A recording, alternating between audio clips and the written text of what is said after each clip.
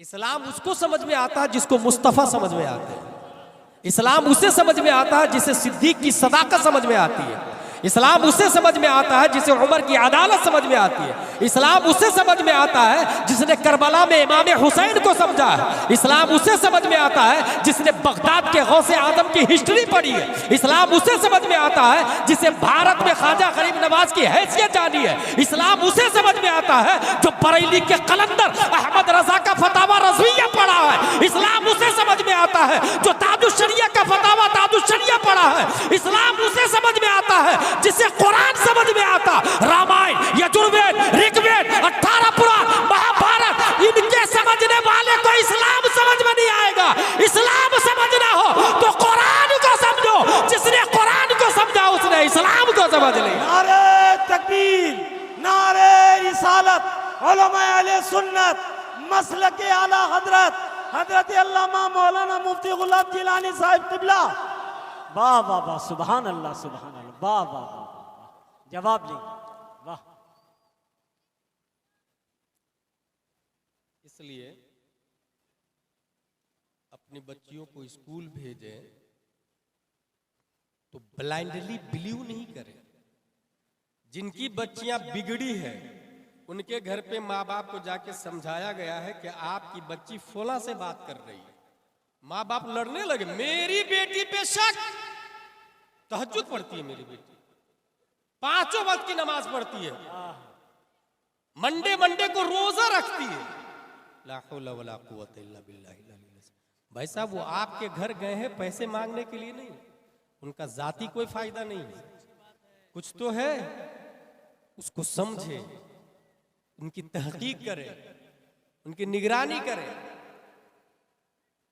एक खातून पड़ोसी मुल्क से इस्लाम को तर्क करके यहां आ जाती है और माँ बाप खुश है। यहां की लड़कियां काफिर और मुशरिक के साथ भाग जा रही है और माँ बाप खुश है कि मेरी बेटी पे तो शक करता है। और जब काफिर के साथ भाग जाती है ना, तब तन्हाई में बैठ के रोता है कि क्या हो गया। और जब बोलने के लिए इमाम साहब जाते हैं कि भाई आप अपनी बच्ची पे कंट्रोल करें, कॉलेज में फला लड़के के साथ बात कर रही थी, तो मौलाना साहब को और बोलने वाले को गाली देने लग जाते, मेरी बेटी पे शक कर रहा।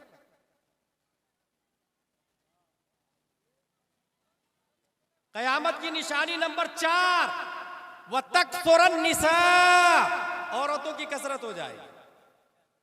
ये बुखारी शरीफ की हदीस बोलने जा रहा हूं मैं। बुखारी शरीफ किन की बात है? ये रसूलुल्लाह की बात है। बुखारी शरीफ किन की बात है? इसमें रसूलुल्लाह की बात। सब लोग बोले किन की बात है? रसूलुल्लाह तो कभी झूठ बोल ही नहीं सकते। अल्हम्दुलिल्लाह रब्बिल आलमीन। तो नबी सल्लल्लाहु अलैहि वसल्लम ने फरमाया कि कयामत की चौथी बड़ी निशानी है तकसुरन निसा, औरतों की तादाद ज्यादा हो जाएगी। यही वजह है कि इस्लाम ने 1 से ज्यादा शादी की इजाजत दी। अब आप सोचे कि 1 लाख मर्द है और 1.25 लाख औरत है, हर मर्द एक शादी करेगा तो वो बाकी 25,000 कहां जाएगी? वो हमारी बहन भी हो सकती है ना, वो हमारी बेवा बहन भी हो सकती है, हमारी मुतल्लका बहन भी हो सकती है ना। उसके बारे में कोई सोच रहा है? उसकी फिक्र है किसी? कोई सोचने को तैयार नहीं। और न ही कोई खातून बर्दाश्त करने को तैयार कि मेरा शौहर दूसरी शादी करे। नतीजतन जो हाल है इसके जिम्मेदार हर फर्द है, हर आदमी है। औरतों की तादाद ज्यादा हो जाएगी कयामत की निशानियों में से। 5वीं निशानी, वो यकिल्लर रिजाल, मर्दों की क्वांटिटी कम हो जाएगी। प्यारे मुस्तफा ने फरमाया, चाहे वो जंग के जरिए हो या एक्सीडेंट के जरिए हो या किसी भी शक्ल में हो, मर्दों की क्वांटिटी कम हो जाएगी। और नबी ने फरमाया, कितने भी अल्ट्रासाउंड करवा ले, बहुत सारे लोग अल्ट्रासाउंड के जरिए लड़की पेट में हो तो पहले ही मार डालते हैं, माज़अल्लाह रब्बिल आलमीन। उसके बावजूद नबी ने फरमाया मर्दों की तादाद दुनिया में ज्यादा होगी। उसकी वो कैसे होगी? भाई एक वक्त लाखों की तादाद में लोग मारे जाएंगे, लाखों की तादाद, बुलडोजर जैसी भी से लाशें उठाई जाएगी। क्वांटिटी छुपा लोगे ना तुम भाई, शऊर भी नहीं होगा, क्योंकि पूरी दुनिया को हमारा अल्लाह देख रहा है। निजाम वही चला, मर्दों की क्वांटिटी कम हो जाए। हत्ता यकून लिखमसीना इमरा अल-क़य्यिमुल वाहिद, यहां तक के एक मर्द के अंडरटेकिंग, एक मर्द की किफालत में 50-50 औरतें हो। ये कयामत की निशानियों में से है। अब कयामत की निशानियों में हुक्म क्या है, हमें क्या करना चाहिए? ये समझ में आने वाली बात है।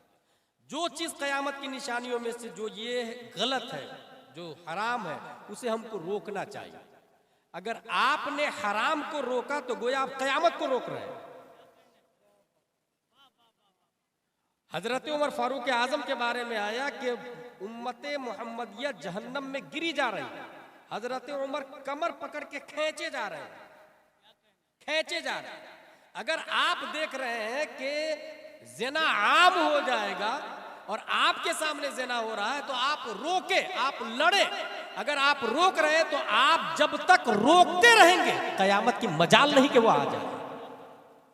आप जब तक रोकते रहेंगे कयामत की मजाल नहीं। इसी वजह से मैं कहता हूं डोर टू डोर जाके, जैसे अभी बहुत मेहनत से मदरसा बनाया, चंदा किया, जलसा किया, ये शामियाने, ये टेंट हाउस देख रहे हैं, इसी पसे मंजर में मैं ये कहता हूं कि इतनी मेहनत से डोर टू डोर ये रजाकार नौजवान जाके कहे भाई भाई अपने बच्चे को मकतब में भेजिए ना, अपनी बच्ची को मदरसे में भेजिए ना, उनसे लड़े, भेजे मदरसे, बहस करें उनसे। और अगर वो ये कह दे who are you interfere in my personal life, she is my daughter, he is my children, it is our matter, मेरा मामला मैं करूं या नहीं करूं, तब उसको कहिएगा जिस दिन आपका बच्चा मुर्तद हो जाएगा उस दिन सिर्फ आपकी नाक नहीं कटेगी, पूरे मोहल्ले वालों की नाक कटेगी। आपकी बेटी जिस दिन भाग जाएगी उस दिन सिर्फ आपकी नाक नहीं कटेगी, पूरे समाज और सोसाइटी और बिरादरी की नाक कटेगी। इसलिए it is not your personal matter, it is सामाजिकल मैटर। ये सबका मामला है, ये मोहल्ले का मामला है, ये गांव की इज्जत है, ये समाज की इज्जत है। और अगर वो आपके खिलाफ FIR कर दे, आप अगर जेल में चले जाए तो मायूस मत होइएगा। जेल जाके कुरान शरीफ बुला ले, अनवार शरीयत बुला ले। जो जेल में कुरान शरीफ बुला के हिफ्ज कर लेता है उसे मुजद्दिद अल्फसानी कहा जाता है। जेल में जाके कुरान शरीफ बुलाया, हिफ्ज कर लिया, दीन की खातिर जेल में। मुजाहिद मिल्लत 8 मरतबा जेल गए, 8 मरतबा। शमसुल अइम्मा सरखसी, मैंने कहा ना उलमा हक बोलने में किसी से नहीं डरे। उस वक्त का जो जालिम हाकिम था उसके खिलाफ शमसुल अइम्मा सरखसी ने GST के खिलाफ फतवा दे दिया, खाकान बादशाह के खिलाफ। बादशाह ने कहा जेल में डाल ले, ये मुफ्ती बहुत फतवा देता है, जेल में डाल इसको। जेल में डलवा दिया, वो चले गए जेल। जेल जाने के बाद क्या किया उन्होंने, अंदर वो बंद कुआं, जेल कैसा था, बंद कुआं। कुछ उलमा गए जेलर के पास, जेलर साहब हजरत जिसको आप जेल में डाला मुफ्ती साहब को, उनसे मसला पूछने की इजाजत है? कहा हाँ पूछने की इजाजत है, मगर मुलाकात नहीं करोगे, बस बातें कर सकते हो। अंधा कुआं में डाल दिया था उनको। ऊपर से बोलते तो आवाज जाती, नीचे से वो बोलते तो आवाज आती, मगर दिखते नहीं थे एक दूसरे को। कहा ठीक। तकरीबन चंद उलमाए किराम कुएं के मेढ़ पे बैठ के मसला पूछने लगे। हजरत पूरे सर का मसा फर्ज है या चौथाई सर का या आधे सर का? अंदर से हजरत शमसुल अइम्मा जवाब देते चौथाई सर का मसा फर्ज है, पूरा कर लेना इस्तेआब, ये मुस्तहब है। उसको उलमा ऊपर लिख लेते। ये सिलसिला सवालों जवाब का 12 साल तक चलता रहा। 12 साल में उनकी बताई हुई बातों को जब छापा गया तो 20 जिल्दों में अल-मबसूत नामी किताब आज भी मुफ्तियों के लिए क्लास में दाखिल चल रही है। कुएं के अंदर, जेल के अंदर से किताब लिखी। आप तो कभी दीन के नाम पर जेल जाने से डरते? आपके बेटे को अगर कोई झापड़ मार दे, बदले में आप 2 झापड़ मारे, इसी को कहते सेल्फिश, इसी को कहते दुनियादार, जिसको दीन से कोई मतलब नहीं होता। मेरे बेटे को मारा तुमने, तुम्हारी हिम्मत कैसे हुई मेरे बेटे पे हाथ उठाने की? SP से मेरी बनती, कलेक्टर से मेरी बनती। कमजोर समझा, बुज़दिल समझा, घटिया समझा क्या? 2 झापड़ मारेंगे उसको, बदले में FIR हो जाए तो थाने में जाके रिश्वत देकर के भी बहुत कुछ करवा लेंगे आप। यही होगा ना? मगर अगर कोई शख्स हजरत अबू बकर को गाली दे, हजरत उमर को गाली दे, हुजूर सल्लल्लाहु अलैहि वसल्लम की शान में तौहीन करे, कुरान शरीफ के खिलाफ कोई काम करे, तो किसी के सर में जूं भी नहीं रेंगता, कोई सोचता भी नहीं। हमारे बेटे को तुमने मारा। तारीख में मैदान में एक आदमी की बात बताऊं मैं।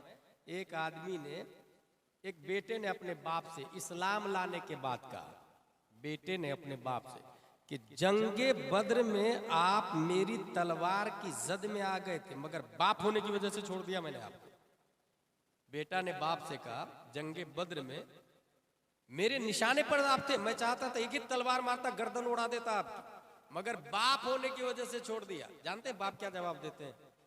बाप का जवाब है खुदा की कसम, अगर तू मेरी तलवार की जद में आता तो गद्दारे मुस्तफा होने की बुनियाद पर तुम्हारी गर्दन उड़ा देता, और हरगिज मैं नहीं सोचता कि तू मेरा बेटा है, क्योंकि कि जो नबी का वफादार नहीं वो मेरा बेटा नहीं हो सकता है, जो नबी का गद्दार है वो मेरा बेटा कैसे हो सकता है? जो नबी का है वो मेरा है, जो नबी का नहीं वो मेरा नहीं, वो कोई और नहीं, अबू कहाफा का बेटा हजरत अबू बकर सिद्दीक रज़ी अल्लाह तआला अन्हु के साथ।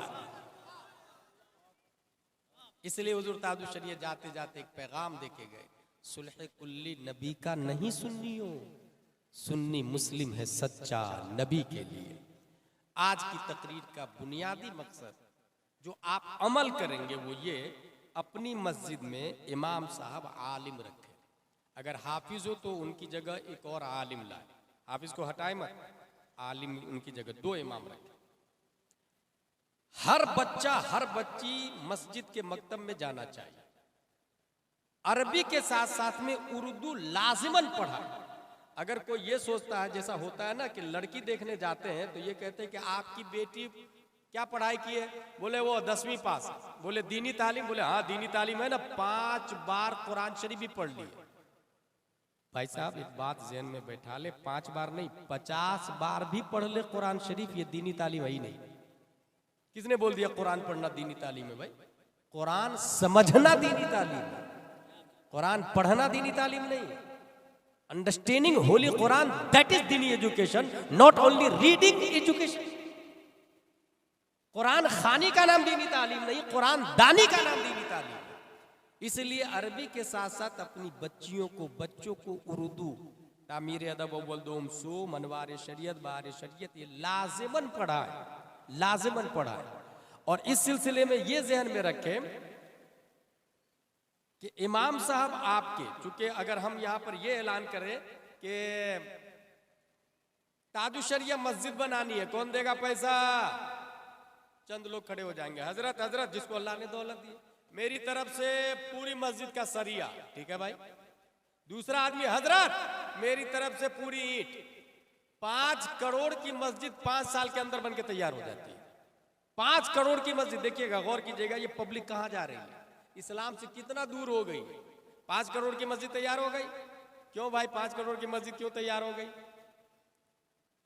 अब 5 करोड़ की मस्जिद तैयार हो गई, अब ये ऐलान करे कि उसमें एक मुफ्ती लाना है जो अशरफिया, जमदाशाही, रोनाई, अमजदिया अच्छे इदारे से फारिग हो, काबिल मुफ्ती लाना है जो हाफिज भी हो, कारी भी हो, और आलिम भी हो, और मुफ्ती भी हो। उनकी तनख्वाह रहेगी 40,000 रुपये। कौन देगा पैसा? 12 लोग खड़े हो जाए जिनका इनकम एक महीने में 3 लाख 4 लाख रुपये है। आप बताइए, एक महीने में 3 लाख इनकम हो, साल में एक बार 40,000 रुपया देना है, ऐसे 12 लोग खड़े हो जाए, कोई नहीं खड़ा होगा। क्यों भाई? मस्जिद बनाना सवाब का काम है, काली किसने बोला? जहां ये लिखा है मम बना लिल्लाहि मस्जिदन बनल्लाहु लहु फिल जन्नह बैतन, वहीं पर ये लिखा है मल्लम यारिफ हक़्क़ल आलिमिना फहुव लैसा मिन्ना। वहीं ये लिखा है वल्लदीना उतुल इल्म दरजात। वहीं ये लिखा है कुल हल यस्तविल लदीना यअलमून वल्लदीना ला यअलमून। आप 5 करोड़ की मस्जिद से जाके पूछिए, 5 करोड़ की मस्जिद साहब नमाजे फज्र में कितनी रकात है? 5 करोड़ की मस्जिद बताएगी आपको? नमाजे फज्र में 4 रकात है, 2 सुन्नत 2 फर्ज। आप जाके मिंबर से कहे, मकराना से आप तशरीफ लाए हैं, मार्बल के हैं, मिंबर साहब आप तो 50,000 के हैं, आप ही बता दीजिए ना, सुन्नते गैर मुअक्कदा में अगर कादा ऊला नहीं किया तो नमाज होगी कि नहीं होगी? वो बताएगा। उससे पूछे, दरवाजा मस्जिद 5 करोड़ के दरवाजा से पूछे, 5 करोड़ की मस्जिद में जो दरवाजा लगा है, 1 लाख का दरवाजा, बहुत बड़ा दरवाजा साहब आप बता दीजिए ना, अहले हदीस और सुन्नी में क्या फर्क है? वो बताएगा। अभी राफजियत बहुत शबाब पर चढ़ रही है, हर शख्स बोल रहा है कि मुरीद उससे होना चाहिए जो सैयद हो, और वो लोग हजरत अली को खूब ऊपर बढ़ाते हैं और माजल्ला हजरत अबू बकर की तौहीन करते हैं, अमीर मुआविया को जहन्नमी कहते हैं माजल्ला। आप जाके पूछे दरवाजा से कि बताइए दरवाजा साहब, आप तो 1 लाख के हैं, हजरत अबू बकर सबसे बड़े सहाबी है या हजरत अली सबसे बड़े सहाबी है, वो दरवाजा बताएगा। इसका मतलब क्या हुआ? 5 करोड़ की मस्जिद साइलेंट है, वायलेंट इमाम है, मस्जिद साकित है, नातिक इमाम है, मस्जिद खामोश है, बोलता इमाम है। 5 करोड़ की मस्जिद से इस मोहल्ले की जिहालत का खात्मा नहीं होने वाला। जिहालत का खात्मा मस्जिद से नहीं, इमाम साहब से होता है। इसलिए अगर 5 करोड़ की मस्जिद बना ली और इमाम नाजरा खा रखा तो जाहिल के जाहिल ही लोग रहेंगे। और अगर मस्जिद खजूर की शाख तना पत्तियों की बनी हुई हो और इमाम इमामुल अंबिया हो तो मुक्तदी अबू बकर पैदा होते हैं, तलहा जुबैर और हंज़ला पैदा। इसका मतलब क्या हुआ? मतलब ये हुआ कि मस्जिद पर कम ध्यान दे, इमाम पर ज्यादा ध्यान दे। कम ध्यान दे का मतलब मस्जिद कमजोर भी रहेगी, इमाम स्ट्रांग रहेगा तो हजारों मस्जिदें बन जाएगी। और अगर इमाम कमजोर हो और मस्जिद स्ट्रांग हो तो हजारों स्ट्रांग मस्जिद को उंदुलुस में सलीबियों ने जमींदोज कर दिया, कोई पूछने वाला नहीं। इसलिए इमाम स्ट्रांग होगा तो मस्जिद स्ट्रांग होगी। अल्लाह तबारक व तआला हम सबको कुरान शरीफ, हदीस शरीफ, फिक्र शरीफ पढ़ने समझने,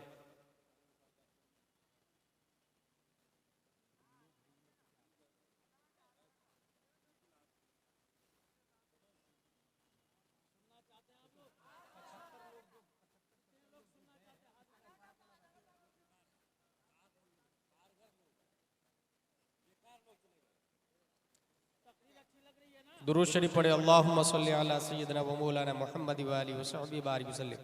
सलातु व सलामुन अलैका या रसूलल्लाह सल्लल्लाहु तआला अलैहि वसल्लम। चूंकि मेरे भाई कहीं भी समझने वाले, समझदार और सूझबूझ रखने वाले ये कम ही लोग होते हैं।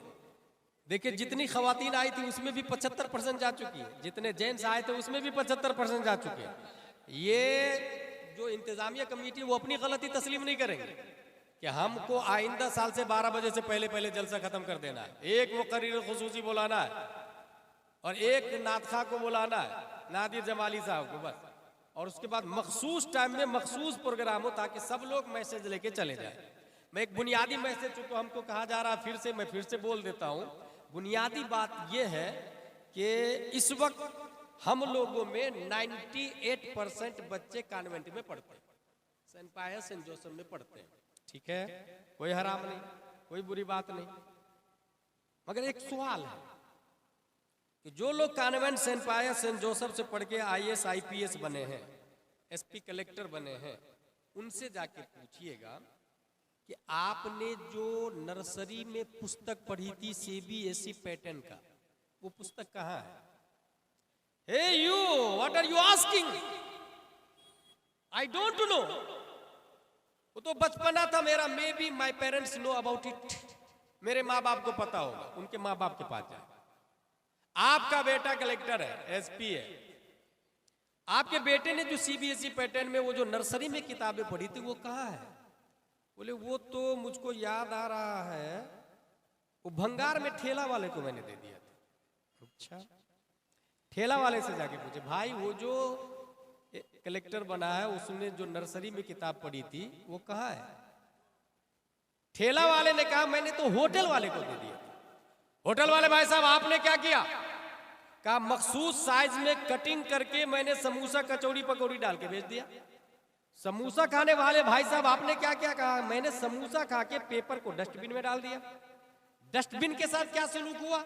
नगर निगम की गाड़ी आई, डस्टबिन में से डस्ट को अपनी आगोश में ली और शहर की सबसे गंदी जगह जाके उसे डंप कर दिया।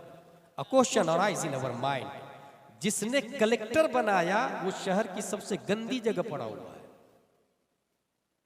कुत्ता बिल्ली उस पे पेशाब कर रहे, कोई पूछने वाला नहीं। नजासत गलीजा में पड़ा हुआ वो कागज, कोई पूछ रहा है उसके बारे में? FIR जाके कर दे कि इस कागज ने SP बनाया है, कलेक्टर बनाया है, इसकी तौहीन हो रही है, जिसने यहां फेंका उसके खिलाफ FIR। टीआई बोलेगा it is not acceptable offence, please get out this palace. ये जुर्म ही नहीं। अब दारुल उलूम मजहर इस्लाम में आया, एक बच्चा जो प्राइमरी में अम्मा पारा पढ़ा, उससे पूछिए आपने अम्मा पारे के साथ क्या सुलूक किया। उस तालिबे इल्म ने कहा कि जब मैं अम्मा पारा के बाद कुरान शरीफ पर आया तब उसकी अहमियत और बढ़ गई। जब मैं एदादिया में गया तो उसकी अजमत और बढ़ गई। जब ऊला सानिया सालसा राबिया खामिसा सादिसा साबिया सामिना फजीलत तखस्सुस फिल फिक्ह मुफ्ती बना, तब मुझे समझ में आया वो अम्मा पारा जो मैंने प्राइमरी में पढ़ा था उसके बारे में आलिम का फतवा नहीं, मुफ्ती का फतवा नहीं, सहाबा का फतवा नहीं, अंबिया का फतवा नहीं, रब का फतवा है। ला यमस्सुहु इल्लल मुत्तहरून, बगैर वुजू के इस कागज को छूना भी मत, बगैर वुजू के छूना भी मत। कागज बनता है दरख्त से, ग्रास से, दोनों कागज सेम दरख्त से बना, सेम कंपनी, सेम प्रेस, बेचने वाला सेम, खरीदार सेम। ए कागज तू नजासते गलीजा में क्यों पड़ा हुआ है? कहा मेरी छाती पे CBSE पैटर्न बैठा हुआ है। और अम्मा पारा वाला कागज तेरी अजमत इतनी बढ़ कैसे गई? कहा मेरे सीने में कुरान मुकद्दस की आयत लिखी हुई है। प्राइमरी में पढ़ने वाली किताब अम्मा पारे की अजमत जब जूं जूं आगे बढ़े बढ़ती चली जाती है। एक तरफ CBSE पैटर्न है जो नजासत गलीजे में मल्लम यशकुरिल्लाह सलम यशकुरिल्लाह, जो अपने मोहसिन की कदर नहीं कर पा रहा है वो शहर का प्रोटेक्टिंग क्या खास कर पाएगा। इसलिए पूरी दुनिया में उलमा से बेहतर निजाम को चला ही नहीं सकता, पूरी दुनिया में। इसलिए जॉर्ज बर्नार्ड शॉ ने कहा था if any religion has the chance over England but Europe within next 100 years it is can only be Islam। चंद सदियों में, एक सदी में यूरोप नहीं पूरी दुनिया में गालिब होने वाला अगर कोई मजहब हमको समझ में आ रहा है तो वो इस्लाम। मगर कितने अफसोस की बात है कि मुस्तशरिकीन को समझ में आता है, हम लोग पढ़ाई लिखाई से उलमा से इतने दूर है कि हमें इसकी फिक्र नहीं, इसका एहसास नहीं है। एक और फर्क बता दूं मैं, एक माँ जुड़वा बच्चा जनती है, सर 2, हाथ 4, पांव 4, कमर दोनों की जॉइंट, एक जिंदा दूसरा मुर्दा, क्या किया जाए? BUMS का ऑपरेशन, MBBS का ऑपरेशन, MDDM का ऑपरेशन, सबने का ऑपरेशन। वहां एक इमाम साहब भी थे, घर वाले इमाम साहब के पास चले गए, इमाम साहब मेरे घर में जुड़वा बच्चा पैदा हुआ, सर 2, हाथ 4, पांव 4, कमर दोनों की जॉइंट, एक जिंदा दूसरा मुर्दा। कुछ लोग कह रहे ऑपरेशन, कुछ लोग कह रहे दोनों को दफन कर दो, जिंदा को मुर्दा की वजह से तकलीफ हो रही है, आपकी क्या राय है? इमाम साहब ने कहा हराम हराम हराम। साहिल ने कहा हुजूर you have any solution, you have any dose, you have any medicine, you have any ideas, you have any painkiller? आप हराम हराम करें, आपके पास कोई इलाज भी है? इमाम साहब ने कहा है ना, 2 कब्र खोदो, एक में जिंदा को डालो, दूसरे में मुर्दा को डालो, मुर्दा के ऊपर मिट्टी डाल दो और जिंदा को कब्र में दूध पिलाओ। पब्लिक इतनी अच्छी थी कि इमाम साहब की बात मान ली, क्योंकि वो पब्लिक सिर्फ इक़्तदैतु बिहादल इमाम मुतवज्जिहन इला जिहतिन काबत शरीफा अल्लाहु अकबर फज्र में पीछे इस इमाम के नहीं कहती थी, फज्र से लेकर जोहर तक इक़्तदैतु बिहादल इमाम ही के पीछे चलती थी, जोहर से असर तक इमाम ही के नक्शे कदम पे चलती थी, असर से मगरिब, मगरिब से इशा, रात में सोती भी तो इमाम के बताए हुए तरीके पर शक्ल मोहम्मद बन के सो जाती। वो इतने अच्छे लोग थे कि इमाम की पैरवी करती, सिर्फ नमाजों में नहीं, वो पब्लिक इतनी अच्छी थी। इक़्तदैतु बिहादल इमाम, 24 घंटा इमाम जैसा बोलेंगे हम आंख बंद करके उनकी बात मानेंगे, इतने अच्छे लोग इमाम की बात पर अमल कर लेंगे। 2 कब्र खोदी, एक में जिंदा दूसरे में मुर्दा, मुर्दा के ऊपर मिट्टी डाल दी, जिंदा को कब्र में दूध पिलाया। चंद दिनों के बाद में मिट्टी ने अपना काम कर दिखाया, जिंदा को मुर्दा से अलग कर दिया। ये मसला जिस इमाम ने बताया वो साबित का बेटा नुअमान 80 हिजरी में कूफा में पैदा होने वाले इमाम आज़म अबू हनीफा।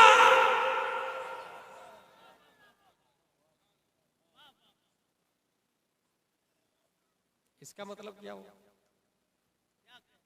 अपने कुरान में सब कुछ है। एक और बात बता दूं, इससे मदरसे की अहमियत आपको समझ में आएगी। मुफ्ती मुजीब अशरफ नागपुरी अली रहमान, हमारे नादिर जमाली साहब जानते हैं, हमारे उलमा जानते हैं, ड्राइवर के गेट पे हाथ रखे थे। ड्राइवर ने गेट लगाया जिससे उंगली कट गई। अंदर रूम में, अहमदाबाद की बात है, अंदर रूम में मुफ्ती आजम हिंद बैठे थे। मुफ्ती आजम हिंद फरमाते हैं मेरे मौलाना को बुलाओ। चमड़ी कटी हुई थी। चमड़ी कटती है अगर आप एमडी के पास चले जाए, निडल, टाके, स्टेजिंग थ्रेड, निग्लोकैन एंड हाइड्रोजन, और अगर हड्डी टूट जाए X-ray, POP, cotton and bandage, calcium medicine and painkiller. 90 दिन की वारंटी, कोई गारंटी नहीं। मगर मुफ्ती आजम हिंद बुलाते हैं और कुरान शरीफ की एक आयत पढ़ते हैं। वो आयत देखे कौन सी है? अम अबरमू अमरन फइन्ना मुबरिमून। इस आयत का मतलब है जख्मों को तुम भरते हो या मैं भरता हूं। कटी हुई उंगली को मुफ्ती आजम हिंद ने अपनी उंगलियों के दरमियान में लिया और पढ़ना शुरू किया। अम अबरमू अमरन फइन्ना मुबरिमून, अम अबरमू अमरन फइन्ना मुबरिमून, अम अबरमू अमरन फइन्ना मुबरिमून। चश्मदीद गवाह का कहना है कि खून भी बंद हो गया, चमड़ी भी जुड़ गई। पता ये चला मेडिसिन में जो कमाल नहीं है, अल्लाह ने कुरान मुकद्दस की आयतों में वो पावर दे दिया है। हजारों मेडिसिन, एमबीबीएस, एमडी, डीएम, जहां जनाजा निकल जाता है, वहां अल्लाह के एक नेक बंदा कुरान मुकद्दस की कोई आयत पढ़ के दम कर दे, तो जहां मरीजों, जहां डॉक्टरों का दम घुट जाता, दम टूट जाता, वहां दीन इस्लाम का एक नुमाइंदा शुरू होता। इसलिए में हुआ क्या है, ये लोगों के अंदर मादा परस्ती ज्यादा आ गई। इसलिए मैंने कहा ना 40,000 तनख्वाह दे इमाम को, ताकि आप खुद कहेंगे कि मौलाना बनाने में फायदा है, 40,000 तनख्वाह मिलेगी। दीन का काम करना है तो पैसे ही से करे ना। 40,000 50,000 तनख्वाह दे, अपने बच्चे को आलिम बनाए। क्योंकि लोग क्या सोच रहे हैं, फ्यूचर क्या है, 10,000 की, 15,000 की, 20,000। अब एक बहुत मोटी बात बता रहा हूं आपको, बहुत बुनियादी बात है। अगर मैं यहां से एक मच्छर पकड़, ये मच्छर पकड़ लिया, कौन खरीदेगा? 5 रुपया में। आप लोग कहेंगे are you idiot, nonsense, bullshit, मच्छर बेच रहा है 5 रुपये में, कोई खरीदेगा? मगर हदीस शरीफ के अंदर आया है, पूरी दुनिया की वैल्यू मच्छर के पर बराबर भी नहीं है। सोचे, शॉकिंग न्यूज।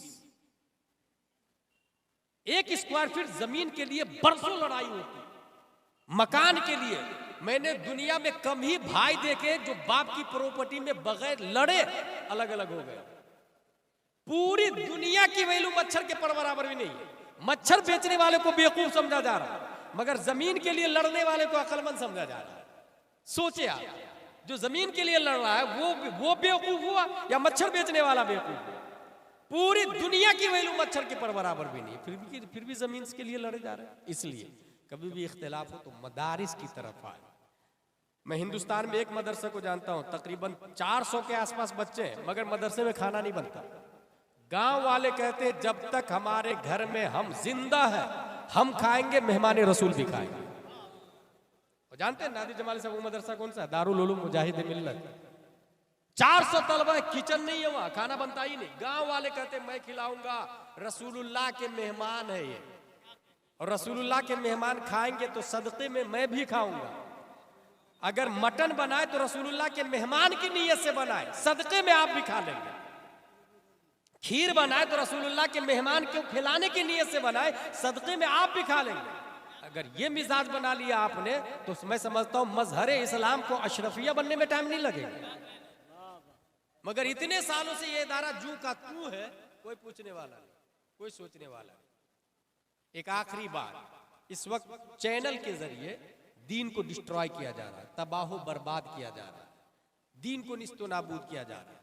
हमारे में जिसके पास अल्लाह ने दौलत दी है, चूंकि एक चैनल खोलने के लिए मिलियन बिलियन लगता है, जिसको अल्लाह ने दौलत दी है वो दीन की फिक्र नहीं है उसको, और जो उलमा दीन की फिक्र करते हैं उनके पास पैसे नहीं है। इसलिए हमने एक चैनल खोला है, और ये चैनल टीवी पे नहीं चलेगा, ये चैनल आप में से हर एक के पास मोबाइल है, उस मोबाइल पे मेरा चैनल चलेगा। और वो चैनल वीडियो वाला नहीं है, यूट्यूब वाला नहीं है, और पैसा कमाने के लिए भी नहीं है। वो channel audio channel, text message आएगा, 24 घंटा में एक बार मैं उस चैनल पर आता हूँ, 4 से 5 मिनट अकीदे की बुनियादी बातें करता हूँ, उसको गौर से सुनेंगे, उस पर अमल करेंगे। चैनल से जुड़ने के लिए मैं नंबर भी दे रहा हूँ आपको, अपना अपना मोबाइल निकाले सब नंबर लिखे, और नंबर लिखने के बाद ये मैसेज कीजिएगा, मुझे अपने चैनल का लिंक भेजिए। इससे ज्यादा लिखा या किसी ने बार बार फोन किया तो उसको ब्लैक लिस्ट में डालने में टाइम नहीं लगेगा मुझे। इसलिए लोग परेशान ज्यादा करते हैं और सीखते कम। इसलिए सिर्फ ये मैसेज करना है, मैं इंशाअल्लाह ऑनलाइन रहूंगा, फौरन आपको लिंक भेज दूंगा। और ये चलेगा कहाँ पर, ये जिस वक्त ये टेक्नोलॉजी है, इसके जरिए इंसान हराम भी कर रहा है और गुनाह सवाब भी कर रहा है। ये व्हाट्सएप वाला आप खोलेंगे ना तो यहाँ पर 4 ऑप्शन आएंगे। पहला आएगा चैट, उसके बाद अपडेट, उसके बाद कम्युनिटी, उसके बाद कॉल्स। अपडेट पर चैनल चलेगा। अपडेट आप खोलेंगे तो उसमें मेरा चैनल का वो आ जाएगा पूरा। नंबर नोट करें, 90090195330। Listen to me again once more, 90090195330। अल्लाह तबारक व तआला हम सबको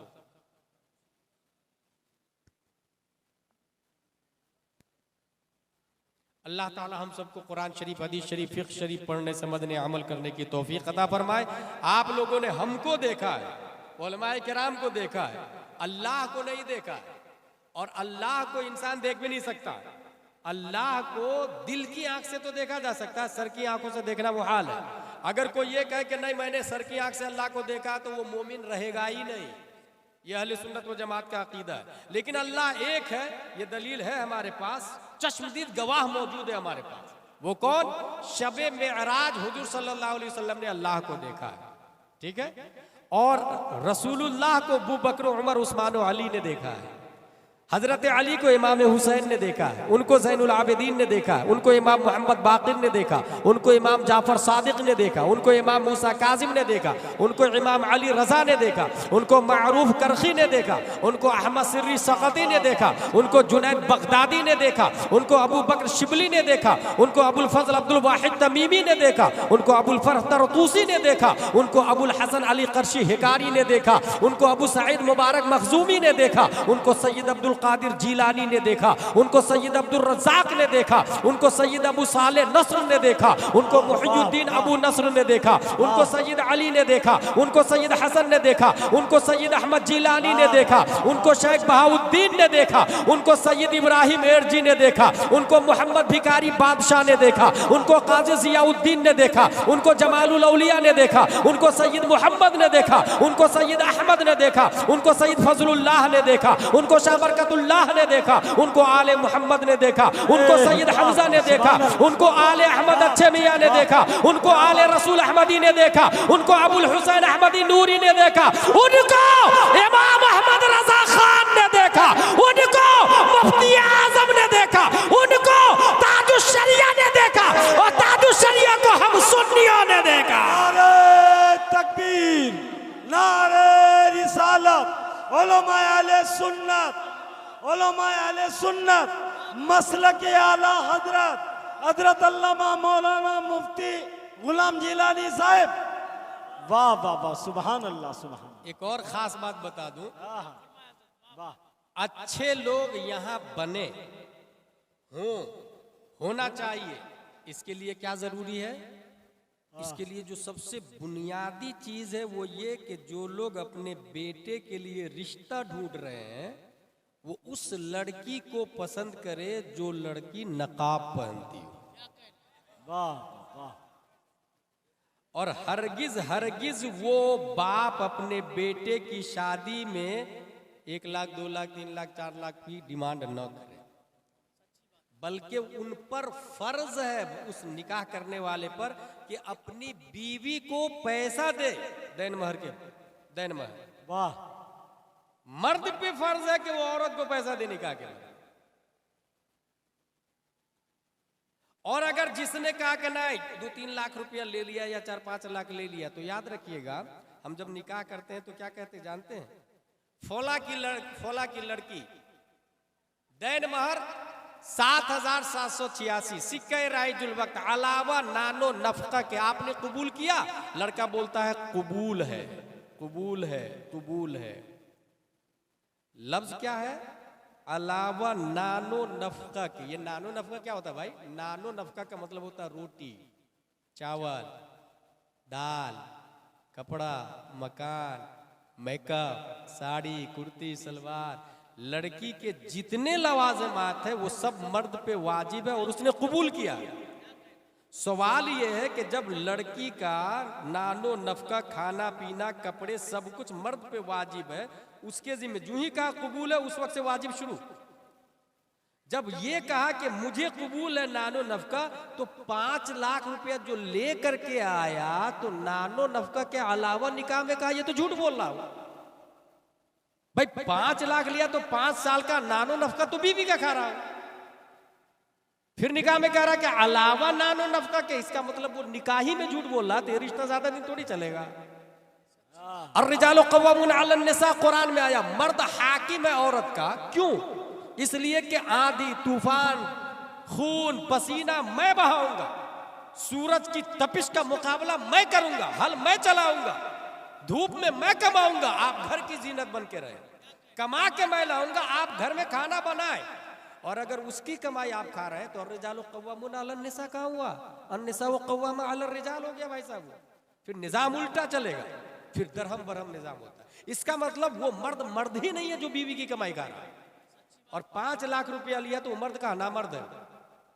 इसलिए अपने बेटे की शादी में इरादा कर ले, मैं 1 रुपया भी नहीं लूंगा बल्कि दूंगा दैन महर। और लड़की का इंतखाब पैंट शर्ट वाली नहीं, जींस वाली नहीं, बुर्का वाली। क्योंकि तारीख इस्लाम 1400 साल का मैंने मुताला किया है, हमारे उलमा ने मुताला किया है, एक भी अल्लाह का वली पैंट शर्ट वाली के पेट से पैदा नहीं होता है।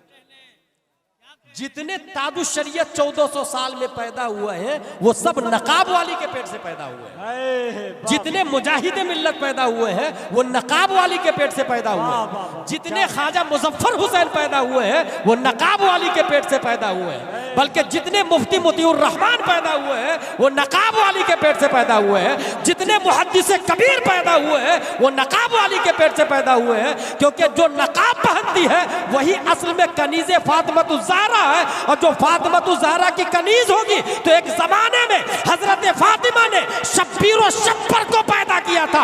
आज के जमाने में गुलाम शब्बीर और शब्बर तादु शरिया मुहद्दिस कबीर पैदा हो।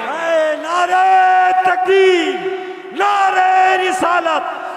क्या दलील है अल्लाह एक है? और ईमान का मदार यही है कि अल्लाह एक है। देख रही है औरतें बात कर रही है, उनको क्या फिक्र है इस्लाम से, उनको क्या फिक्र है दीन से, उनको क्या मतलब है कुरान की कौन सी आयत किस माना के लिए। और ये न सोचे आप कि हमको नहीं पता हो, दलील नहीं हो तो क्या हो जाएगा। मैं आपको एक नाम बताता हूं, 6वीं सदी हिजरी के बहुत बड़े मुजद्दिद गुजरे हैं इमाम फखरुद्दीन राजी। तफसीर राजी उनकी किताब है, पूरे कुरान की तफसीर लिखी उन्होंने। मगर इंतकाल के वक्त शैतान पहुंचा और ये कहा कि अल्लाह एक है, क्या दलील है तुम्हारे पास? उन्होंने दलील दिया, वही इलाहुकुम इलाहुन वाहिद। शैतान ने उस दलील को काट दिया। फखरुद्दीन राजी अलैहि रहमत ने दूसरी दलील दी, कुल हुवल्लाहु अहद। शैतान ने उस दलील को भी काट दिया। इमाम फखरुद्दीन राजी ने तीसरी कुरान की आयत पेश की, लो काना फीहिमा आलिहतुन इल्लल्लाह लफसदता। शैतान ने इसको भी काट दिया। 360 दलीलें वक्त के मुजद्दिद ने शैतान को दी कि अल्लाह एक है, मगर एक भी दलील काम न कर सकी शैतान के सामने। शैतान ने सबको काट दिया। तब उनके पीरो मुर्शिद नजमुद्दीन कुबरा अलैहि रहमा ने कहा, बेटा बोल, बगैर दलील के मैं अल्लाह को एक मानता हूं। सुभान अल्लाह, सुभान अल्लाह, वाह वाह वाह, क्या बात है। बताना मैं ये चाह रहा हूं कि 360 दलीलें थी, उसको शैतान ने काट दिया। आपके पास एक भी दलील नहीं है। आपको लगता है कि आप ईमान पर मरेंगे? हमको लगता है कि हम जन्नत में जाएंगे। जन्नत का मदार तो ईमान है ना, और जब ईमान ही नहीं रहा तो वो कैसी जन्नत? वो कहाँ की हूर है, वो कहाँ की शफाअत? भाई शफाअत मोमिन को मिलेगी, काफिर को नहीं मिलेगी। और जब ईमान ही नहीं है तो फिर अगरचे सुन्नी कब्रिस्तान में दफन हो जाए आप, लेकिन हश्र काफिरों वाला होगा, हम दोजख में जाएंगे। शफाअत नबी की उनको नसीब होगी जिनके दिल में राय बराबर भी ईमान हो। और जब शैतान वो राय बराबर भी छीन ही लिया है तो बचा क्या? इसलिए जलसे का वजूद अकीदे की हिफाजत के लिए हुआ, ईमान की हिफाजत के लिए हुआ है। अगर मैं आपसे ये कहूं कि चैट जीपीटी बनाना आसान है या नजरिया बदलना आसान है? अगर मैं ये कहूं आपसे प्लेन बनाना आसान है या अल्लाह को एक मानना आसान है? कॉमन सेंस यही कहेगा कि अल्लाह को एक मानना आसान है, मगर नहीं। अगर अल्लाह को एक मानना आसान होता तो अल्लाह तबारक व तआला नबियों की फौज को जमीन पर नहीं उतारता। 1,24,000 कमोबेश अंबिया किराम सिर्फ इस सोच को बदलने के लिए आए कि नहीं अल्लाह एक है, मानो। तो अल्लाह को एक मानने के लिए शैतान इतना रोकता कि उसकी फाइटिंग, उससे लड़ना बहुत मुताज्जर होता। प्लेन बनाने में कोई रोकेगा नहीं आपको, रॉकेट बनाने में कोई रोकेगा नहीं आपको, AK-47 बनाने में कोई रोकेगा नहीं आपको, मगर अल्लाह एक है, इसके लिए हजारों रुकावटें हैं। शैतान की तरफ से, इब्लीस की तरफ से, अबू जहल की तरफ से, अशरफ अली थानवी की तरफ से, कासिम नानोतवी की तरफ से, गैर मुक़ल्लिद की तरफ से, अहले हदीस की तरफ से, वहाबी दयाबना की तरफ से, राफजिया शिया की तरफ से, मुअतज़िला की तरफ से, दहरिया जबरिया पादरिया नेचरिया की तरफ से। मगर सोचे तो सब कुछ है, नहीं सोते तो जस्ट फोकिस लाइफ गुजार रहे। कुत्ता बिल्ली छछुंदर कीड़े मकोड़े भी जी रहे अपनी लाइफ, इंसान भी जी रहा अपनी लाइफ। रात में जाके बीवी के साथ सो गया, सुबह उठ के काम पे गया, खाने के टाइम खाना खा लिया, वो समझा it is biggest life for our family, हमारी अच्छी जिंदगी। सोचने वाली, हंसने वाली नहीं, सोचने वाली बात है। मैं आपसे ये पूछूं कि हम में और भैंस में क्या फर्क है? भाई वो भी नंगा पैदा होता, हम भी नंगा पैदा होता। फर्क सिर्फ इतना है कि वो बड़ा होके कपड़ा नहीं पहनता, हम बड़ा होके कपड़ा पहन लेते हैं। अब अगर हम भी कपड़ा ना पहने तो हम भी भैंस है ना, हम भी जानवर है ना। अब जो औरतें, जो मर्द अपनी बेटी को स्कर्ट पहना के स्कूल भेजता है तो वो जानवर हुआ या इंसान हुआ? पेशाब जानवर भी करते हैं, हम लोग भी करते हैं, वो कहीं भी खड़े खड़े हो शुरू हो जाते हैं। अब अगर इंसान भी कहीं कहीं खड़े होके शुरू हो जाए तो उसमें जानवर में क्या फर्क रहा? इंसान वो है जो बैठकर पेशाब के बाद पानी लेता है, उसे हजरत इंसान कहते हैं। और ये इस बात की दलील है कि वो जानवर नहीं है, वो इंसान है। भूख दोनों को लगती भाई साहब, कुत्ता बिल्ली छछुंदर भी खाना खाता, हम भी खाना खाते हैं। हलालो हराम की तमीज नहीं करता है वो कुत्ता है, और जो हलालो हराम की तमीज कर लेता है वो इब्ने आदम हजरत इंसान है। पानी दोनों पीते हैं, जानवर भी इंसान भी। पाक है या नापाक है नहीं समझा उसे जानवर कहते हैं, और जो समझ के पिया 3 सांस में बैठकर टोपी लगा के उसे हजरत इंसान कहते हैं। पूरी लाइफ स्टाइल सिखाने के लिए अल्लाह ने नबियों को भेजा, उसमें हुजूर सल्लल्लाहु अलैहि वसल्लम की बात, कौल, फ़िल और उनकी मौजूदगी में सहाबा ने जो काम किया, नबी राजी हुए, इनकार ना फरमाए, उसे हदीस कहा जाता है। अगर मैं ये पूछूं, आप किसी से बात करें कि नहीं मैं मुसलमान, मुसलमान किसको कहते हैं? बोले एक अल्लाह को माने और नबी को माने, कहाँ लिखा है? नहीं बता पाएंगे। हदीस में ये आया है। अगर कोई आके अहले हदीस, ऐसे भी बहुत आवाम को डैमेज कर रहा है मोबाइलों के जरिए, चैनल के जरिए हदीस, वो अहले हदीस आके ये कह दे आपको कि जो कुरान की बात नहीं मानता है वो मोमिन नहीं है, ये कुरान में आया, तो तुम इमाम आजम की बात मानोगे या कुरान की, आप कंफ्यूज हो जाओगे। हाँ यार बात तो सही बोल रहा है। इस तरह ईमान खत्म हो जाएगा, पता भी नहीं चलेगा आपको। अभी मैं यहाँ जो चैटिंग कर रहा था, जब हजरत मदरसे की खातिर मेहनत व मशक्कत कर रहे थे, मैं एक अहले हदीस के सवाल का जवाब दे रहा था। वो अहले हदीस ये बोलता है कि मजहब इस्लाम, मजहब कुरान हदीस में आया ही नहीं। इस्लाम दीन का नाम है, इस्लाम मजहब का नाम नहीं। मैं उसका जवाब दिया कि अगर इस्लाम सिर्फ दीन का नाम है, मजहब का नाम नहीं है, तो अइम्मा अरबा चारों मजाहिब के अलावा इस्लाम को किसी और जगह दिखा दो।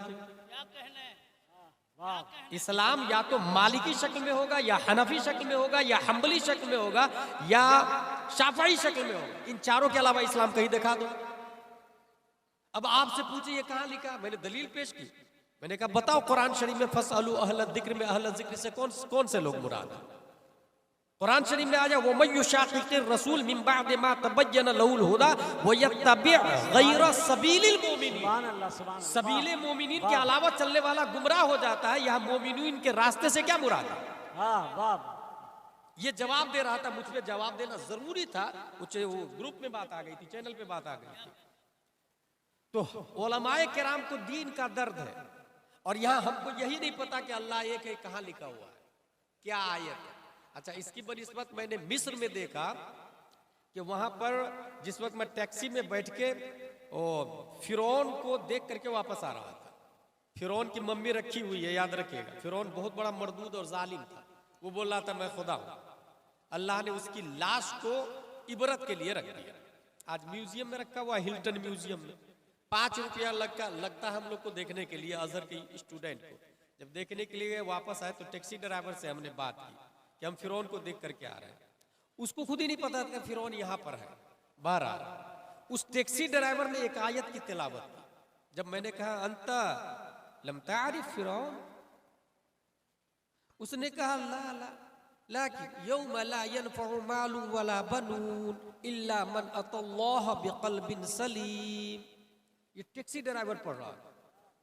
एक टैक्सी चलाने वाला कुरान मुकद्दस की इतनी आयत दलील में पेश करता है, दलील में, कि मालो दौलत काम नहीं आएंगे अल्लाह की बारगाह में, कल्बे सलीम काम आएगा अल्लाह की बारगाह में। वाह वाह वाह, सुभान अल्लाह। एक टैक्सी वाला जब ये आयत पेश कर रहा है, और यहाँ हमारा हाल ये है सीमांचल में, बिहार में, कि हमें यही नहीं पता कि अल्लाह एक है, कहाँ लिखा हुआ। और जो मुकर्रिर तकरीर करने आता है उसको इस टाइम बैठाया जाता है। उनको कहे कि भाई मगरिब बाद से शुरू करे जलसा, 11 बजे खत्म कर दे। महाराष्ट्र में बहुत अच्छा नियम है, 10 के बाद शुरू, आगे चला ही नहीं सकते, पुलिस की गाड़ी आ जाए। बड़ी मुश्किल, बहुत पहुंचे आपकी तो 10:30 11 हो गए। इससे क्या होता है, पढ़े लिखे लोग भी सुनते हैं। आज वकला जो मुस्लिम है, जो जज है, जो गवर्नमेंट के हाई पोस्ट पर है, IAS IPS करके जो लोग गए, वो लोग जलसे में क्यों नहीं आते? कोई टाइमिंग नहीं, कोई सिस्टम नहीं।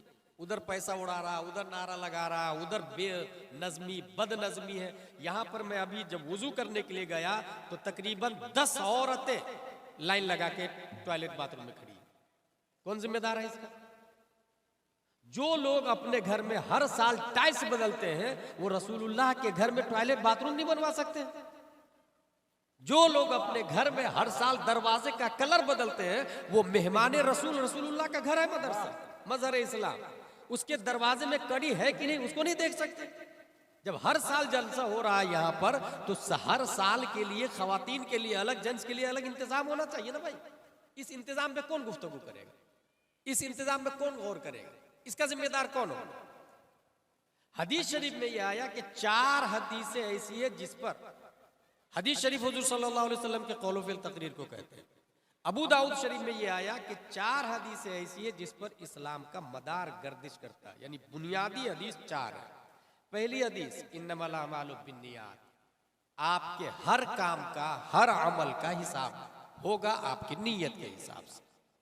पहली हदीस हो गई। दूसरी हदीस इन्नल हलाल बय्यिन व इन्नल हराम बय्यिन व बैनहुमा मुश्तबहात, हलाल भी जाहिर है, हराम भी जाहिर है, इसके बीच में मशकूक है, जो मशकूक है उसे छोड़ दे। तीसरी हदीस मिन हुस्न इस्लामिल मर्इ तर्कु मा ला यानी, इस्लाम, इंसान के इस्लाम की अच्छाई में से ये है कि फालतू बातों से परहेज करे। जिससे कोई सरोकार ना हो दीन का, उससे अलग रहे। चौथी हदीस, ला युमिनु अहदुकुम हत्ता युहिब्बा लिअखीहि मा युहिब्बु लिनफ्सिहि। हम में से कोई मोमिन नहीं हो सकता जब तक अपने भाई के लिए वही पसंद ना कर ले जो अपने लिए पसंद करता है। इस हदीस का मतलब क्या हुआ? इस हदीस का मतलब यह हुआ कि अच्छा खुद खा रहा है, खराब दूसरे को दे रहा है। अच्छा अपने बारे में सोच रहा है, 2 जमीन देखी या 2 गाड़ी देखी या कोई भी चीज 2 देखी, तो अच्छा अपने लिए पसंद किया और खराब भाई के लिए, ये कमाल ईमान की दलील नहीं है। समझ जाए कि वो इंसान मोमिन नहीं है, वो इंसान सेल्फिश है, वो इंसान दुनियादार है। उसे पता ही नहीं दीन किसको कहते हैं, उसे पता ही नहीं कि इस्लाम में अपने भाई के लिए कितनी अहमियत और कितना आला मकाम दिया। कभी आप ये सोच सकते हैं कि आपके यहाँ गोश्त बनाओ, मटन बनाओ, तो उसमें 2-3 बोटी कटोरे में डाल के बाजू में भेज दे के हो सकता है उनके यहाँ नहीं खाना बनाओ।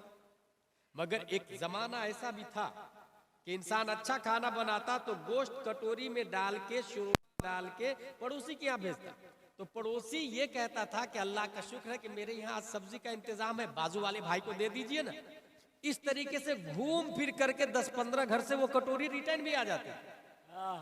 इतना ख्याल रखते थे वो लोग अपने भाइयों का। मगर आज हाल ये है कि बहुत अच्छा है तो दरवाजा लॉक कर लिया जाए, किसी को बताना मत क्या बन रहा, क्या पक रहा, माज़ल्लाह रब्बिल आलमीन। और आपको एक बुनियादी बात मैं आपको बताऊं, ये जो दीन गालिब रहेगा उसकी वजह क्या है? इमाम अहमद बिन हंबल का एक जुमला सुने, वो फरमाते हैं दीन गालिब रहेगा उस वक्त तक जब आलिम हक बोलने में किसी से नहीं डरेगा। पावर, फौज, गवर्नमेंट, नियम, पुलिस, असलहा, बारूद, कुछ भी हो, हक बोलने में किसी की परवाह नहीं करेगा। और जाहिल इल्म न होने की वजह से खामोश रहे, जुबान बंद रखे, तब दीन हमेशा गालिब रहेगा। कुछ समझ में आया? आलिम डरे नहीं, जिसके पास इल्म नहीं वो बोले नहीं दीन के मामले में, तब दीन गालिब रहेगा। इस वक्त मस्जिद का निजाम जाहिलों के हाथ में है, कहां से दीन गालिब रहेगा? इस वक्त उलमा बहुत सारे जाहिलों के अंडरटेकिंग है, कहां से दीन गालिब रहेगा? इस वक्त अगर मुफ्ती साहब ये कहे कि अगर किसी की 1 इंच जमीन ले ली है तो जब तक वो इंच वापस नहीं करेगा उसका हज कबूल नहीं, और मुतवल्ली साहब इत्तेफाक से जमीन लेके बैठे हुए, वो मुतवल्ली मस्जिद से मुफ्ती साहब को हटा देता है, कहां से दीन गालिब रहेगा? मस्जिद और मदरसे का निजाम, ये अल्लाह का घर है मस्जिद और रसूलुल्लाह का घर है मदरसा। अगर ये दोनों मुकम्मल तौर से आलिम दीन के अंडरटेकिंग हो तब दीन गालिब रहेगा। और वो भी आलिम हक बोलने में बेबाकी से काम है, डरे नहीं, जो सही है वो सही है, जो गलत है वो गलत है। अगर ये मिजाज बना लिए तो इंशाअल्लाह नज़ीम दीन के गलबा से कोई रोक नहीं सकता है। मैं बुखारी शरीफ की एक हदीस बताऊंगा, उसके बाद मेरी तकरीर खत्म हो जाएगी। ये बुखारी शरीफ है, बुखारी शरीफ में कयामत की 5 बड़ी निशानी बताई गई है। हदीस नंबर है 81। इस किताब को लिखा अबू अब्दुल्ला मोहम्मद बिन इस्माइल बुखारी ने। कुरान शरीफ के बाद पूरी दुनिया में इसी किताब का नंबर आता है, बुखारी शरीफ का। अगर आप लोगों ने नहीं देखा तो देख ले, बुखारी शरीफ ये है। और बुखारी शरीफ आप देखेंगे तो उसमें जबर जेर पेश भी नहीं लगा हुआ, शुरू में नहीं लगा हुआ, तो वो बाद में सब लगाए गए। इसमें ये आया हदीस शरीफ में, अन अनस रदियल्लाहु अन्हु क़ाल ला उहद्दिथुकुम हदीसन ला युहद्दिथुकुम अहदुन बअदी समिअतु नबिय सल्लल्लाहु अलैहि वसल्लम यक़ूल इन्ना मिन अशरातिस साअह अन यक़िल्लल इल्म व यज़हरल जहल व यज़हरज ज़िना व तकथुरन निसा व यक़िल्लर रिजाल हत्ता यकून लिखमसीन इमरह अल क़य्यमुल वाहिद। ये 5 निशानियां, बड़ी निशानियां क़यामत की आई है। अब ये देखिएगा कि क्या वो निशानी हमारे अंदर तो नहीं पाई जाती है? बस ये तकरीर खत्म हो गई मेरी। 5 निशानी में से पहली निशानी अय्यक़िल्लल इल्म, इल्म खत्म हो जाएगा। पहले कम होगा, फिर धीरे धीरे धीरे खत्म हो जाएगा। कैसे खत्म होगा? उलमा इंतकाल हो जाएगा, और जो आलिम इंतकाल होगा उससे अच्छा आलिम फिर नहीं आएगा। आला हजरत का कोई जवाब आया? मुफ्ती आजम का कोई जवाब है? अभी हाल ही में आप लोगों ने ताजुश शरिया को देखा, हम लोगों ने देखा, उनके जाने के बाद उनका कोई जवाब है? इस वक्त पूरी दुनिया में मैं नहीं बोल सकता, लेकिन 5 से 6 मुल्कों में, हिंदुस्तान, नेपाल, बांग्लादेश, श्रीलंका, भूटान, पाकिस्तान, इन 5-6 मुल्कों में हुजूर मुहद्दिस कबीर से बड़ा कोई आलिम दीन नहीं है। हुजूर मुहद्दिस कबीर, हुजूर ताजुश शरिया उन पर एतमाद करते थे। उनकी उम्र 90 साल से ऊपर है। दिल से दुआ है कि अल्लाह ताला उनका साया हम पर दराज फरमाए। उनके बाद क्या उनकी तरह कोई आएगा? इस तरह से इल्म खत्म हो जाएगा धीरे धीरे धीरे। फिर जब इल्म खत्म हो जाएगा तो फिर लोग क्या करेंगे? लोग ये करेंगे कि गांव के मुखिया से मसला पूछेंगे, और गांव का मुखिया मसला भी बताएगा।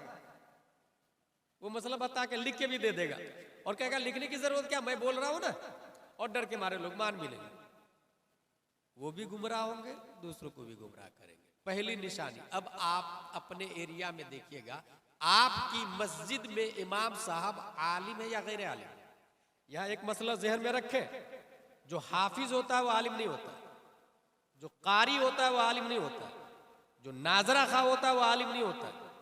आलिम अलग है, हाफिज अलग है, कारी अलग है, नाजरा खा अलग है। BUMS अलग होता, BAMS अलग होता, MABS अलग होता, MD अलग होता, DM अलग होता, सबकी फीस भी अलग होती है। यूनिफॉर्म कोई भी लगा ले, BEMS MD की, BEMS MD का यूनिफॉर्म लगा ले तो वो MD नहीं बनेगा।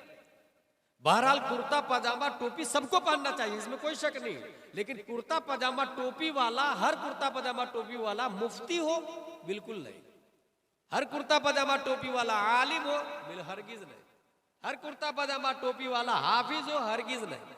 हम लोग क्या करते हैं, हाफिज साहब, आलिम साहब, मुफ्ती साहब, अब चाहे उनको ढंग से कुल हुवल्लाह शरीफ भी याद हो या ना हो। अच्छा, बाज़ाब्ता कुछ नाजरा खां को मैंने देखा है, मैं हवाई फायरिंग नहीं कर रहा, मैंने देखा वो अपने मदरसे में आने वाले तलबा से ये कहते हैं कि मुझे आलिम साहब बोलना। वो है नाजरा खां, उसको 4-5 सूरतें, हमारे एक नाना है, प्यार से नाना कहते हैं उनको, खंडवा में, हमारे नाना ने कुरान शरीफ की 4-5 सूरतें याद करवाई और सही करवाई। मगर उन्होंने खुद मस्जिद बनाई है, और मस्जिद बनाने के बाद मकतब में लोग बच्चों को बुलाया पढ़ाने के लिए, और बच्चे पढ़ाने के लिए उसने अलग से रखा एक पढ़ाने वाले, लेकिन तमाम बच्चों को जाके वो ताकीद से कहता है कि मुझे आलिम साहब बोलो। इसका साइड इफेक्ट क्या होगा? अब अगर खंडवा में या आपके शहर में कोई आलिम साहब बोले कि सुलह कुल्ली से निकाह नहीं होता, और उनके पास जाए वो जो नाजरा खाए मगर लोग आलिम साहब कहते हैं, तो वो कहते हैं कि नहीं निकाह हो जाता है, पब्लिक क्या कहेगी? दोनों आलिम साहब। पब्लिक क्या कहेगी? दोनों आलिम। भाई साहब वो आलिम साहब ने नाजरा खाया है। बोले फिर लोग आलिम कहते हैं, तो लोग आलिम कहते हैं तो लोगों के कहने से आलिम नहीं बनता। कुछ लोग फिरौन को खुदा कहते हैं, तो क्या वो खुदा बन जाएगा? कुछ लोग नमरूद को खुदा कहते हैं, तो क्या वो खुदा बन जाएगा? लोगों के कहने से कुछ नहीं होता। इस्लाम का सिस्टम बना हुआ है, और इस्लाम लोगों से चलता भी नहीं है, वो कुरान से चलता है, इस्लाम हदीस से चलता है, इस्लाम बुखारी और मुस्लिम से चलता है। इसलिए पहली क़यामत की 5 निशानियां बताने जा रहा हूं मैं। पहली निशानी, इल्म खत्म हो जाएगा। दूसरी निशानी, वयज़हरल जहल, जहालत का गलबा होगा। जाहिल लोग दादागिरी करेंगे, चलिए तेरा मसला रख अंदर। कयामत की निशानी। यहां झगड़े फसाद वाली बात मत करना, कयामत की निशानी। जो आलिम ये कहे ला इलाहा इल्लल्लाह, बदले में उनको लोगों ने मारा, उस आलिम को प्यारे मुस्तफा मोहम्मद सल्लल्लाहु ताला अलैहि वसल्लम कहा जाता है। नबी सल्लल्लाहु अलैहि वसल्लम से बड़ा कोई आलिम है?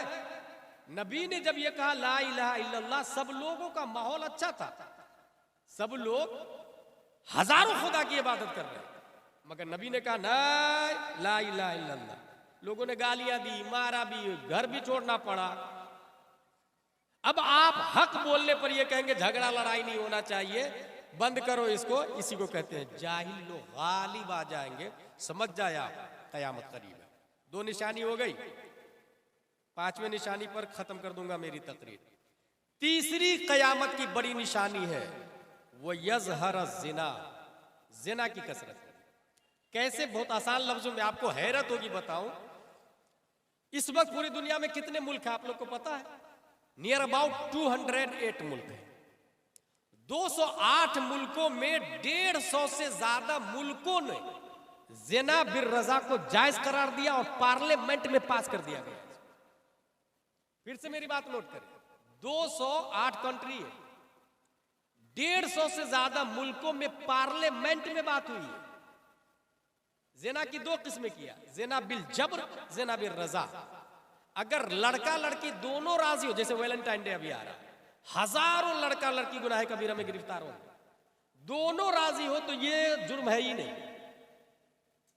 इसको लीगली राइट दे दिया, पास कर दिया। और जवाब यहूदी और नसरानी की तरफ से अमेरिका और इजराइल बोलता है मेरा जिस्म मेरी मर्जी, कोई बोलने वाला नहीं। यही है, 1400 साल पहले हमारे नबी ने फरमाया इजराइल क्या करने वाला है, अमेरिका क्या करने वाला है, दुनिया में क्या होने वाला है। गालिब आएगा, ये लफ्ज आया गालिब। एक होता है कि इंसान गुनाह करके शर्माता है, चेहरा नहीं दिखाता है, चेहरा छुपा के चलता है, मगर बाज़ाब्ता गवर्नमेंट ही जब पास कर देगी, उसको पार्लियामेंट में पास हो जाएगा, तब क्या करेंगे आप? यही वजह है कि 4 शादी करने वाले को आपके मोहल्ले में मायूब समझते हैं, मगर 4 गर्लफ्रेंड रखने वाले को मायूब नहीं समझा जाता। सोचे, मैं अपना मुशाहदा बता रहा हूं। मैं जेल में था, तकरीबन 9 महीने जेल में रहा हूं। एक साहब ने मुझसे ये कहा कि आपको दूसरी शादी की वजह से जेल गया था। एक साहब ने मुझसे कहा कि तुमको दूसरी शादी की क्या जरूरत थी? जो मुझे ये बोला खुद उसकी 90 गर्लफ्रेंड। हंसने वाली नहीं, रोने वाली बात। ये कैसा दौर आ गया, कैसा जमाना आ गया, जिसकी 90 गर्लफ्रेंड है वो मुझे कह रहा है कि दूसरी की क्या जरूरत थी आप? मैंने उसको कहा 4 सुन्नत है, गर्लफ्रेंड एक रखना भी हराम है, एक भी गैर महरम औरत से बात करना हराम, हराम अशद हराम। फूल देना या तोहफे देना या वैलेंटाइन डे को सेलिब्रेट करना ये हराम है, लेकिन शादी 4 जायज है। उसने कहा नहीं ये बात तो हमको नहीं समझ में आ रही। मैंने कहा तुमको समझ में आए या नहीं आए, हमारा इस्लाम सबको समझ में भी नहीं आता।